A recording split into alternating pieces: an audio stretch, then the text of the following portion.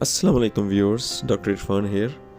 آج ہم جس ٹاپک پہ ڈسکس کریں گے وہ ہے نیونیٹل سیپسس، یعنی کہ نوزائیدہ بچوں کا انفیکشن۔ نیونیٹل سیپسس کیا ہے؟ پیدائش کے پہلے 28 دنوں میں نوزائیدہ بچوں کو انفیکشن ہونے کا بہت چانس ہوتا ہے۔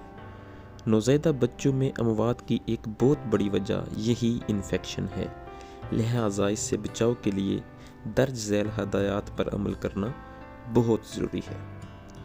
حمل کے دوران باقاعدگی سے ماں کا معائنہ کروانا چاہیے، جو کہ ماہر امراض نسواں سے کروائیں۔ حمل کے دوران ماں کو حفاظتی ٹیکے ضرور لگوائیں۔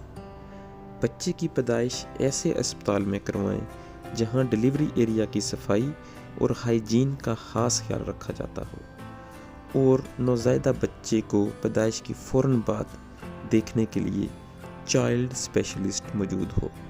پیدائش کے بعد بچے کی صفائی کا خاص خیال رکھیں۔ ناف کو سپرٹ سے صبح، دوپہر اور شام صاف کریں اور ناف کو خشک رکھیں۔ ناف کے اوپر کبھی بھی سرما وغیرہ نہ لگائیں کیونکہ یہ ٹیٹنس یعنی تشنج کا باعث بنتا ہے۔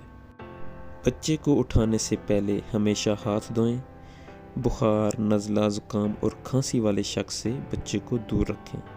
نزلہ زکام والے شخص ہمیشہ ماسک پہن کر رکھیں۔ ماں کا دودھ نوزائیدہ بچے کو انفیکشن سے بچانے میں بہت اہم کردار ادا کرتا ہے، لہٰذا بچے کو صرف اور صرف ماں کا ہی دودھ پلائیں۔ ڈبے کا گائے، بھینس، بکری کا دودھ بالکل بھی استعمال نہ کریں۔ بچے کو حفاظتی ٹیکوں کا کورس شروع کروائیں اور EPI پروگرام کے تحت جتنی بھی ویکسینیشن بچے کی بنتی ہے وہ تمام ویکسینیشن بچے کو پوری کروائیں۔ اگر بچے کو بخار ہو یا بچہ دودھ پینا چھوڑ دے یا سانس میں خرابی ہو تو فوراً اپنے قریبی چائلڈ اسپیشلسٹ سے بچے کو لازمی چیک کرائیں، کیونکہ یہ نیونیٹل سیپسس کی علامات ہیں۔